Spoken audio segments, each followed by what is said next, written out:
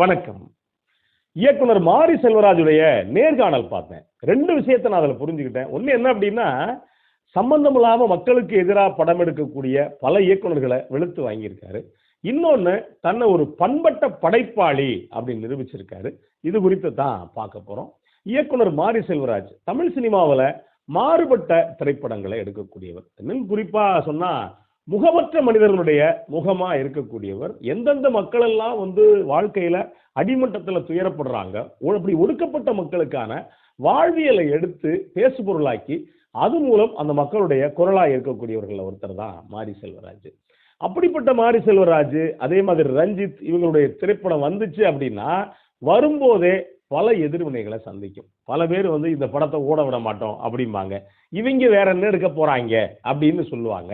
இப்படி பலதரப்பட்ட விஷயத்துல சொல்லுவாங்க. இன்னும் சொல்ல போனா இவங்களுக்கு வேற கதையே கிடைக்காதரா அப்படின்லாம் சொல்லுவாங்க. அப்படி சொல்றாங்க அப்படின்னா என்ன அர்த்தம்னா, அந்த படத்து மேல உச்சகட்ட வெறுப்புல இருக்காங்க அப்படின்னு அர்த்தம். சரி, அப்படி என்னதாங்க எடுக்கிறாரு அப்படிங்கிற கேள்வி இருக்கு. நீங்க இந்த படத்தை எடுத்துக்கங்களேன்.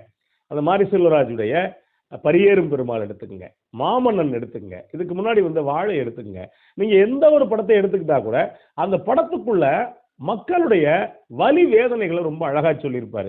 மாரி செல்வராஜ் நினைச்சிருந்தாருன்னா ரொம்ப டான்ஸ் ஆடுறது மாதிரி வச்சு ரொம்ப மோசமா 2 பெண்களை விட்டு ஆட விட்டு என்ன வேணாலும் செய்ய முடியும். அது ஒன்றும் பெரிய விஷயம் இல்லை. கதைக்கு மெனக்கிட வேண்டியது எந்த அவசியம் இல்லை. 4 உலக சினிமாக்களை பார்த்து, உலக சினிமாக்கள்லாம் அந்த ஹாலிவுட் சினிமாக்களை பார்த்து தமிழ்ல இருக்கக்கூடிய 4 காட்சிகளை மொத்தமா வாரி தூக்கி போட்டு இந்த அறுக்கப்பா அப்படின்னு கொடுத்துட்டா ஓகே அப்படின்னு நடிகர்கள் நடிக்கிறதுக்கு ரொம்ப தயாராகவே இருக்காங்க. ஆனா அதெல்லாம் விட்டுட்டு மாரி செல்வராஜ் எடுக்கக்கூடிய அந்த கதைக்களம் அப்படிங்கிறது ரொம்ப முக்கியமான கதைக்களம். நான் ஏற்கனவே சொல்லியிருக்கேன், வாழை திரைப்படம் மாதிரியான ஒரு கதைக்களம் தமிழ் சினிமாவில் இதுவரைக்கும் இல்லை.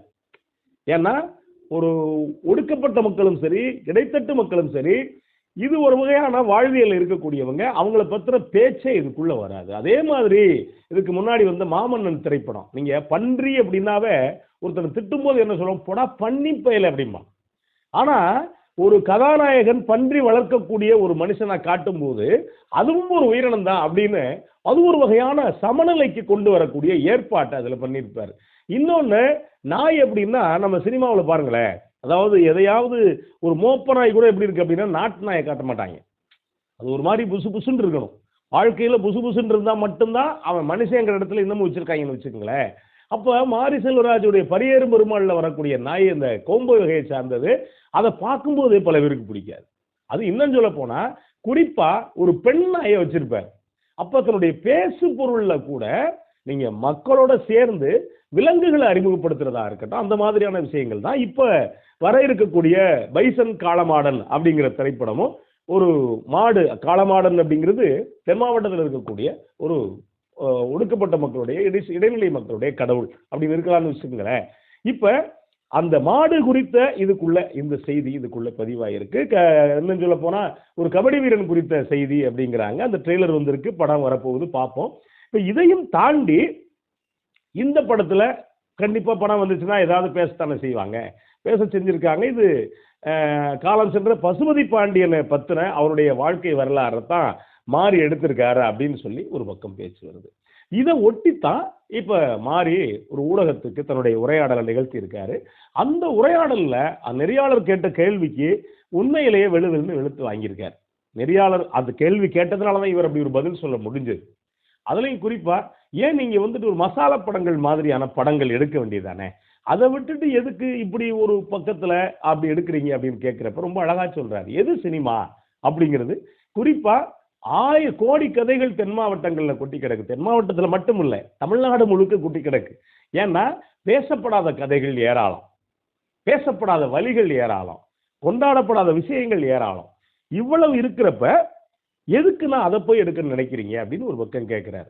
நான் எதிரிடத்துல இருந்து எடுக்கணுங்கிற அவசியம் இல்லை, நான் மக்களுக்கான சினிமாவை எடுக்கிறேன். இன்னும் சொல்ல போனா ரொம்ப நுட்பமான ஒரு விஷயத்த சொன்னார். இதுதான் யாரா இருந்தாலும் ஒரு சமூகத்திலிருந்து படிச்சுட்டு போறான், வெளியில போறான்னு வச்சுக்கோங்களேன், இல்ல அவன் அதிகாரத்துக்கு போயிடுறான் அப்படின்னா எந்த சமூகத்திலிருந்து வந்தானோ அந்த சமூகத்தை மறந்துடுவான். இன்னும் சொல்ல போனா நிறைய பேர் என்ன பண்ணுவான்னா, ஒடுக்கப்பட்ட சமூகத்துல இருக்குங்களேன், அங்க இருந்து படிச்சு வெளியில போயிட்டான் அப்படின்னா நான் அந்த பகுதிக்காரன் சொல்றதுக்கு மறுத்துருவான், அங்க வீடு கட்டுறதுக்கு மறுத்துருவான், வேற இடத்துல போய் வீடு கட்டிக்குவான்.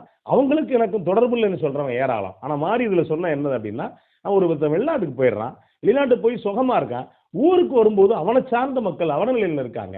அப்படி இருக்கிறப்ப அதை பத்தி பேசக்கூடாதா அப்படின்னு சொல்லி கேட்கிறாரு. இது வந்து உண்மையிலே ரொம்ப ரொம்ப ரொம்ப ரொம்ப முக்கியமானதா நான் பார்க்கிறேன். மாரி செல்வராஜுடைய இதுல இன்னொன்னு ஒன்று சொன்னார். சாதியவாதிகள் அப்படின்னு சொல்லி ஒரு வார்த்தை வந்து நெறியாளர் கேட்கிறார். அப்படிங்கிறப்ப நான் அவங்கள அப்படி பார்க்கல அப்படிங்கிறார். ஏன் அப்படின்னா அவங்களுக்கு கற்பிக்கப்பட்டது அது. இதுதான் யதார்த்தமும் கூட. நீங்க குழந்தை பிறக்கும் போதே கடவுளை எப்படி சொல்லிக் கொடுக்கணும் அப்படின்னா, சாமி கும்பிடு அப்படின்னு சொல்லி கொடுக்குறோம். ஒருத்தர் வரும்போது இவர் நம்ம சாதிக்கிறக்காரர் கிடையாது அப்படிங்கிறான். அப்படின்னா அப்படின்னு குழந்தை கேட்கிறப்ப அதுக்கு ஒரு விளக்கம் கொடுக்கணும். இதெல்லாம் குழந்தைக்கு தெரியாமலே குழந்தைக்கு கற்றுக் கொடுக்கக்கூடிய பாடங்கள். இவர் யாரு, இவர் வேற சாதிக்காரரு அப்படிங்கிற, இவர் எப்படி அப்படிங்கிறப்ப அந்த குழந்தைக்கு பாடம் எடுக்கிறோம். அந்த குழந்தை ஏறத்தாழ 10 வயசுக்குள்ள என்ன சாதி என்ன மாதிரி எல்லாத்தையும் தெரிஞ்சுக்குது அப்படின்னா பள்ளிக்கூடத்துக்கு போய் பாடம் எடுக்கல. இங்க சமூகமே அவனுக்கு அந்த குழந்தைக்கு பாடத்தை எடுத்து கொடுத்துருது.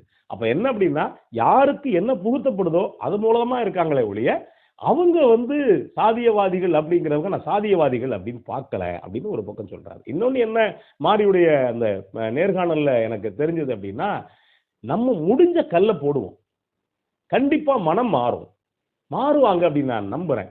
இன்னொன்னு என்ன சொன்னார் அப்படின்னா, ஒருத்த என்னை பத்தி தாக்கி பேசினா அப்படின்னா அவனுக்கு இணையான மொழியில நான் பேசக்கூடாது. இது ஒரு படைப்பாளி ரொம்ப முக்கியமான விஷயம். ஒரு படைப்பாளிக்கு அவனுக்கு இணையான மொழியில நான் பேசக்கூடாது, என்னுடைய மொழியில தான் நான் பேசணும்.